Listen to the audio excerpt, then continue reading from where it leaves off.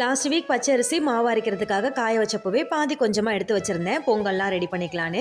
இன்னைக்கு மார்னிங் பிரேக்ஃபாஸ்ட்டுக்கு சக்கரை பொங்கல் தான் ரெடி பண்ணியிருந்தேன். அப்பா ஒரு 10 நாள் காசி யாத்திரை போயிட்டு நேற்று நைட்டு தான் வந்து ரிட்டர்ன் வந்திருந்தாங்க. இன்னைக்கு காலையில் சக்கரை பொங்கல் வச்சு சாமி கும்பிடணும்னு அம்மா சொல்லியிருந்தாங்க.